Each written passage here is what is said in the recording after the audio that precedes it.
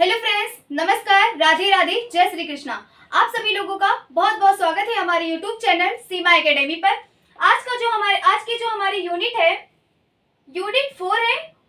और इस यूनिट 4 यानी पेपर जो है वो हमारा teaching stages for student with ID से। ये जो यूनिट है, ये यूनिट का नाम है, यूनिट 4 है। यूनिट का नाम है teaching strategies for student with ID. इसकी यूनिट हम बताने जा रहे हैं 4.3 यानी रिइंफोर्समेंट यानी पुनर्बलन। और पुनर्बलन क्या है, तो आज हम पढ़ेंगे पुनर्बलन।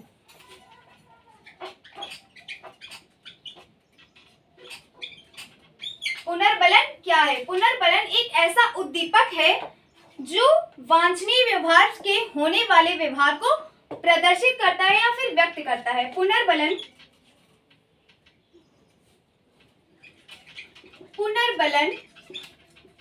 एक ऐसा उद्दीपक है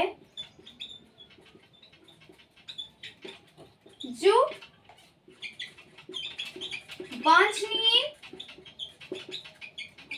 व्यवहार के होने की प्रक्रिया को दर्शाता है। प्रक्रिया को क्या करता है? दर्शाता है। और संभावना को भी बढ़ाता है। और संभावना को भी बढ़ाता है।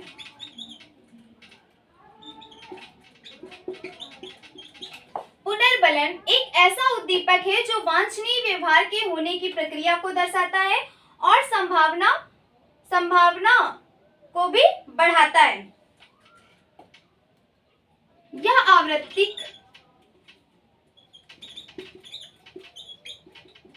आवर्तिक मतलब बार बार होना, इसका अर्थ है बार बार होना।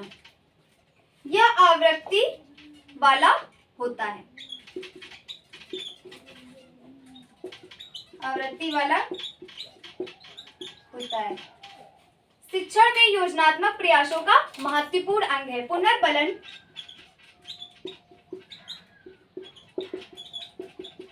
शिक्षण प्रयोगात्मक का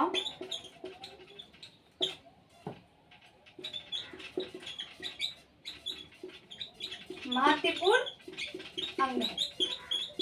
ये जो है हमारा पुनर्बलन एक ऐसा उद्दीपक है जो वांछनीय व्यवहार के होने की प्रक्रिया को दर्शाता है और संभावना को भी बताता है, बढ़ाता है। या आवृत्ति बार बार होने वाला होता है। आवृत्ति का मतलब होता है बार बार होना। पुनर्बलन शिक्षण प्रयोगात्मक का महत्वपूर्ण अंग है। जब आईडी, एचआई, वीआई ये बच्चे जब टीचिंग पर जाते हैं तो बच्चे जब कार्य करते हैं तो उन्हें रिफोर्समेंट दिया जाता है। रिफोर्समेंट के अंतर्गत क्या आता है? टॉफी हो गया, बिस्किट हो गया, या फिर कोई क्राफ्ट हो गया, या फिर कोई फ्रूट्स, फ्लावर्स, ये सब आप देते हैं तो ये सारे रिफोर्समेंट होते हैं।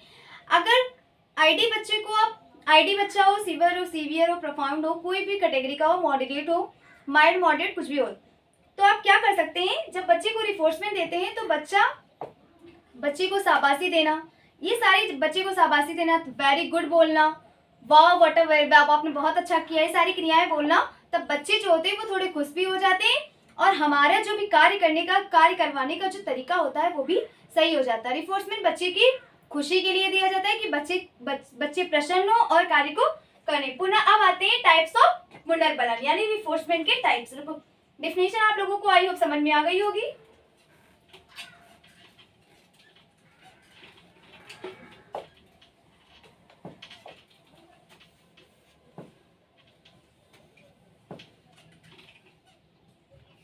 टाइप्स,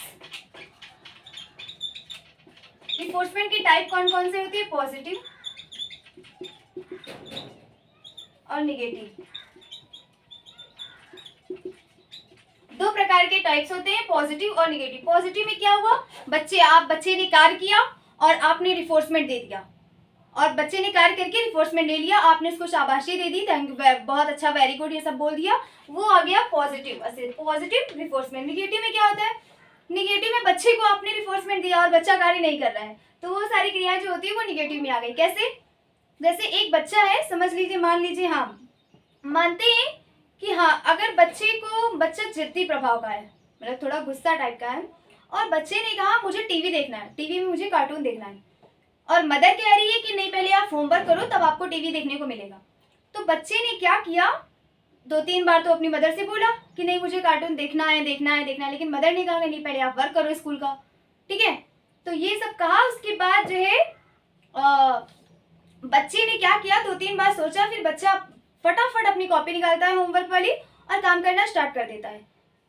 बच्चा इस खुशी में इसलिए जल्दबाजी में कार्य करता है कि मैं जब कार्य कर लूंगा, अपना वर्क पूरा कंप्लीट कर लूंगा, तो मेरी मदर मुझे रिमोट दे देगी और मैं कार्टून देख लूंगा। तो बच्चे ने फटाक से काम पूरा किया अपना, और फिर कार्टून रिमोट लिया और कार्टून देखना स्टार्ट कर दिया।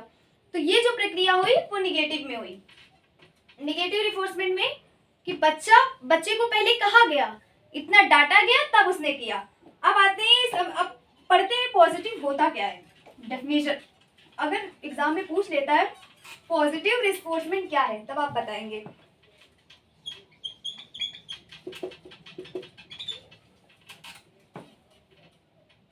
पॉजिटिव या इसका आशय उद्दीपक देने की उस क्रिया से है, इसका आशय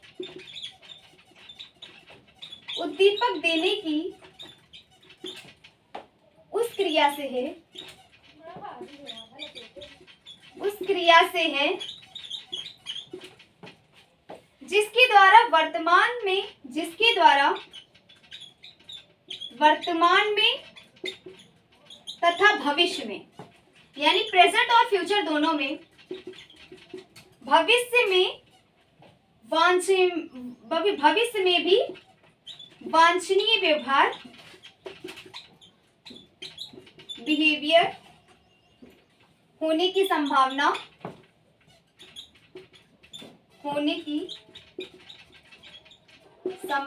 बढ़ जाती है। एग्जाम्पल मैंने आप लोगों को दे दिया पॉजिटिव रिफोर्समेंट का। अब इसका डिफिनेशन अगर पूछता है तो आप लिखेंगे सकारात्मक पुनर्बलक का आशय उस उद्दीपक देने की क्रिया से है जिसकी वर्तमान में तथा भविष्य में भी वांछनीय व्यवहार की संभावना बढ़ जाती है। सकारात्मक पुनर्बलक एक ऐसा है जिसके कारण बच्चे की प्रेजेंट और फ्यूचर दोनों की क्या होती है, व्यवहार की संभावना को प्रकट करता है। अब आते हैं निगेटिव पर।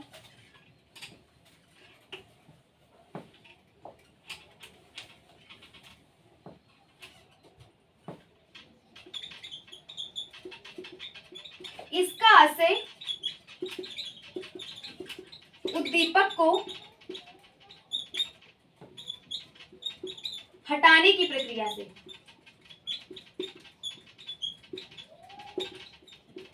इसमें क्या होता है, जैसे मैंने आप लोगों को बताया कि बच्चा है, उसको अभी कार्टून वाला मैंने आप लोगों को एग्जांपल दिया कि कार्टून में बच्चे ने पहले कार्टून देखने के लिए मांगा, लेकिन मदर ने क्या किया, पहले कहा कि होमवर्क करो फिर तुम्हें कार्टून देखने को मिलेगा, जिसकी वांछनीय व्यवहार मिलने की संभावना बढ़ जाती है। जिसमें वांछनीय व्यवहार मिलने की संभावना बढ़ जाती है। इसे हम क्या कहते हैं, निगेटिव रिफोर्समेंट को क्या कहते हैं, दंड रिफोर्समेंट यानी दंड पुनर्बलक। अब आते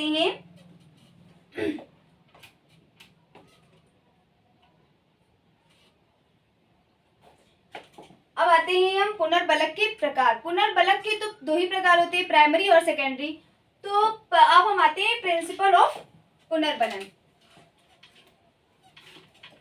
रिफोर्समेंट के प्रिंसिपल क्या क्या होते हैं।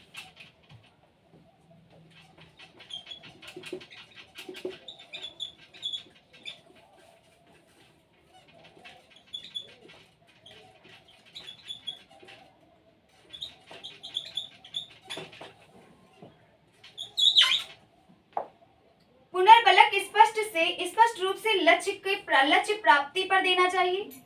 पुनर्बलन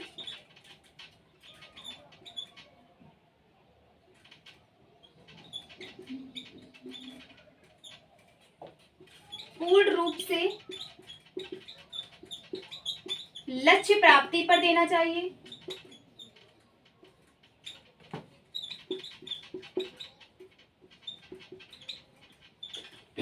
पुनर्बलन क्या होता है? यानी रिफोर्समेंट, जब बच्चा कार्य को कर ले, कार्य मतलब लक्ष्य हो गया, अगर बच्चा कार्य को कर ले तब उसे, जब बच्चे पूर्ण रूप से अपना कार्य को फिनिक्स कर ले तब हम देते हैं उसे रिफोर्समेंट। दूसरा है हमारा व्यवहार सुधार कार्यक्रमों को जब जब भी लक्ष्य व्यवहार प्राप्त करने के व्यवहार सुधार कार्यक्रमों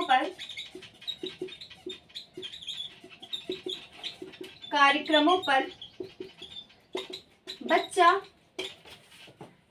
जब जब भी लक्ष्य प्राप्त करे, बच्चा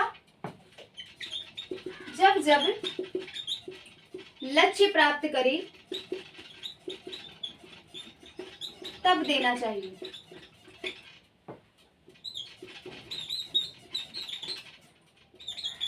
तब पुनर्बलन देना चाहिए।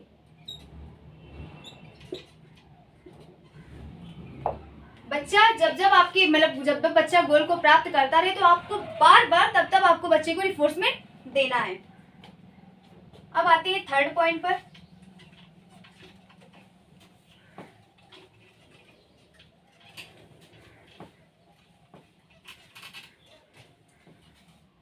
जब बच्चे द्वारा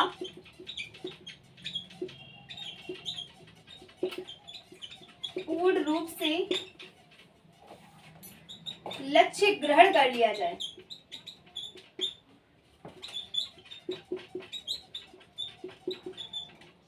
लक्ष्य ग्रहण कर लिया जाए तो पुनर्बलन में कर लिया जाए तो पुनर्बलन देना धीरे धीरे कम कर देना चाहिए।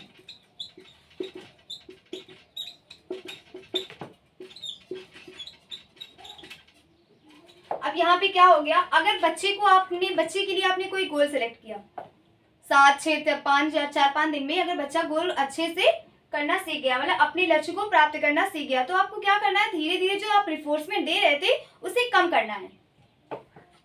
लास्ट है, हमेशा वास्तविक या अन्य पुनर्बलक के साथ साथ सामाजिक पुनर्बलक देना चाहिए। हमेशा वास्तविक या अन्य पुनर्बलक के साथ